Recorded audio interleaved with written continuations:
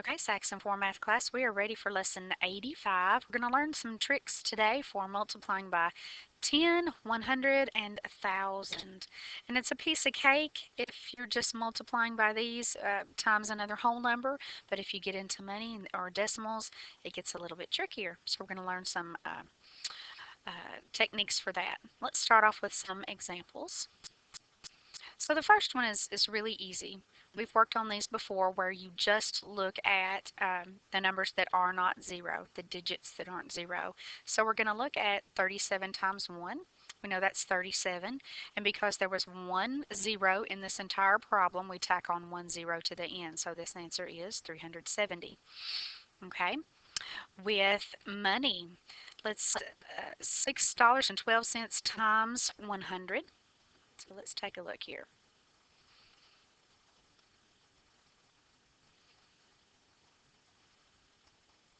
Now the thing about money, it's also pretty easy.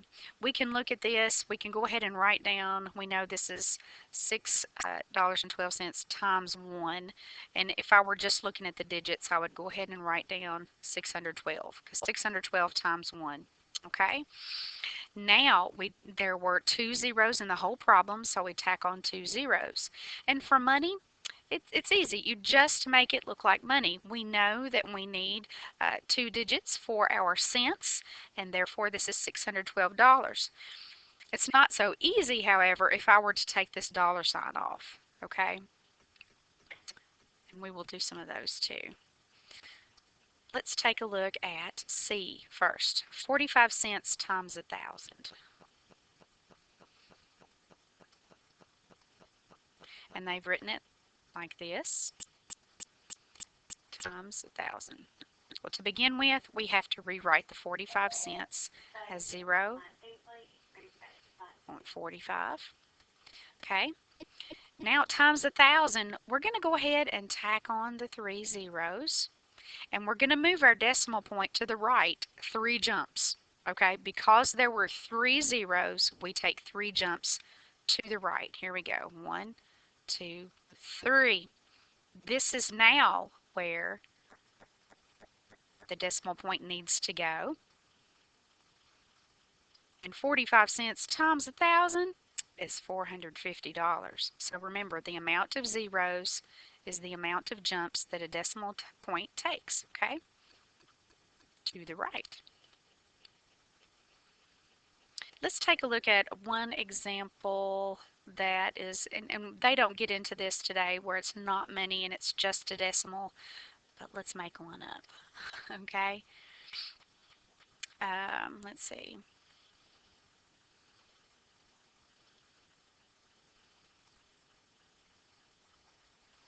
Let's do this one. 7 and 89 hundredths times 100. I'm going to go ahead and look at these digits, and I'm going to pretend that this is just 789 times 1. So I'm going to go ahead and write my 7, 8, and 9. There were 2 zeros in the problem, so I'm going to tack on 2 zeros to the end. Since there were 2 zeros, I'm going to move my original decimal point, which was right here, over 2 jumps to the right. 1, 2. So now my decimal point is right here, and you can just read this answer as simply 789. You can stop right there. Okay, let's try another one. Okay, let's take a look at this. We've got, let's see, let me erase one. We've not been past that. Let's try 48 and 964 thousandths times 1,000.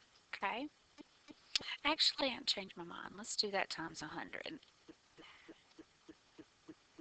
And again, we're looking at this, the 48964 times 1. Okay, so I'm going to go, as long as this is a 1 right here, we're just going to copy down these digits. Now, if it's a 2, then it gets more complicated. But we're not ready for that yet. We're going to stick to the 1 today. Let's go ahead and copy down the digits that are in this number. And there are 2 zeros, so I'm going to tack on 2 zeros to the end. This also means that this decimal point is actually going to take 2 hops to the right. So the new position is going to be right here. Okay? And I know my original number went to the thousandths place, but if what's past the last placeholder is a 0, you don't even have to say it. We could just erase those. Okay? And so this answer would be 4,896 and 4 tenths. Okay? So remember, ever how many zeros you have in your original problem, that's how many spaces to the right that you move. So let's take a look at some easier ones, okay? Hang on.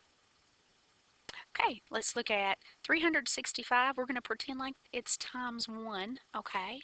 And then tack on a 0 to the end. And you have 3,650. Here we go. Do this one in your head. Were you right? 5,200. How about this one? 7,000. Okay. Now remember, there's 1 0 here. So we're going to move the decimal point over 1 space. Okay. And if we do that, you now say dollars where the decimal point is. Okay. $36. I'm going to show that a little bit better. Let's see.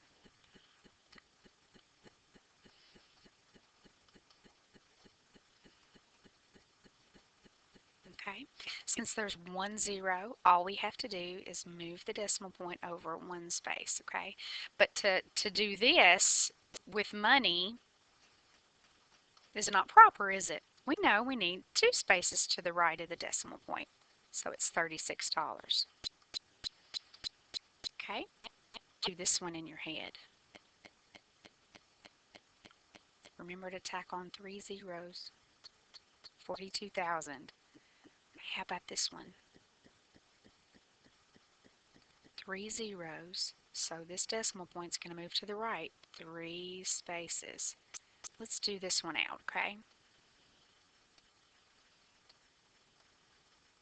$2.50 times 1,000. Okay.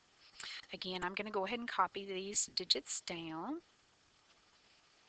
I'm going to tack on my 3 zeros to the end. Okay, and since there are 3 zeros, I'm moving my decimal point over to the right 3 spaces, 3 hops. Here we go. 1, 2, 3. So this is where it's going to be now. I'm going to recopy that. And don't forget your $sign. There you have it. Okay, the table below shows the relationship between dimes and dollars. Write a formula to represent the relationship. Okay, if we have 10 dimes, that's equal to $1. 20 dimes, we have $2. 30 dimes, we have $3. So we can say the number of dimes divided by 10 will give us the number of dollars, can't we? We could also say the number of dollars times 10 will give us the number of dimes. So there's 2 different ways you can look at that relationship. You can express it saying dollars first or dimes. And one relationship is multiplication and the other one is division. Okay, I know you need to go back and check lesson 84 practice. So hit pause as you check 1 through 7. And if you miss anything, don't just erase your answer and put the right one. Try to figure out where you went wrong. Okay, and if you need help, please ask. Hit pause as you check 8 and 9. Hit pause as you check 10 through 15. And hit pause as you check 16 all the way to 30. And now we're going to do some mental math. And remember talking about the adding fives, how if you start at 5 and you add 5, you're going to get either an ending of 5 or 0. But if you start, let's say, at 1 and add 5, you're going to end at 6 or 1. Okay, that's what it's talking about. So we look here and we've got a 6 plus 5. Okay, I know that relationship, that's going to end in a 1, but 6 plus 5 is 11. So when I look at my tens, I know I'm going to have to add 1 on to that. It's like carrying in your head, okay? So the 3 and 1 is 4, but I have to add 1 more. So that would be 51. Okay, look at the 7 and the 5. I know, boom, that's 12. But I also know I have to carry in my head. So the 4 plus 2 is 6, but carry 1 and you've got 72. Okay, think about 8 and 5. Think about if you have to carry. Now do your tens. Did you get it right? Okay. Look at this one. Let's just look at the digits that are not 0. And let's do 4 times 4 is 16, and 16 times 1 is still 16, but then tack on 3 zeros because there were 3 in the entire problem. 16,000. Okay, money, $10. Take away $2.75. I actually like to start at the low number. This is just 1/4 away from $3. So I'm going to keep that in the back of my mind that I've got a quarter, okay? And the distance from $3 all the way to $10 is $7 plus that quarter, $7.25. How many days is 8 weeks? 7 days in a week times 8, 56 days. Okay, now we get to estimate. Each bracelet costs $2.99. Tashiana has $11. Does she have enough money to buy 4 bracelets? Round this off. Got that in your head? Times 4. And you got $12, right? She only has 11, so no, she doesn't have enough. Okay, calculation. 50% of 42, that's half of 42. 21 divided by 3. 7 plus 10. 17 minus 3. 14 divided by 2. 7 times 7. 49. And problem solving. Okay, we have a diagram here. This is still a Venn diagram even though it doesn't overlap. Okay, I want you to know that. Usually we use them in overlapping ways for things that fit both categories, and if they did this, I think we could put a tomato in there because it has seeds like fruits. Okay, here's what we have to do. The A is apple, it fits into the fruit category. The B is broccoli, it fits into the vegetables. C stands for cheese, which is in neither of these groups. And we have to figure out where eggs, oranges, and green beans would go. So eggs would be outside of those circles, oranges would be in the fruits, and green beans would be the vegetables. So it would look something like this. Okay, now let's see.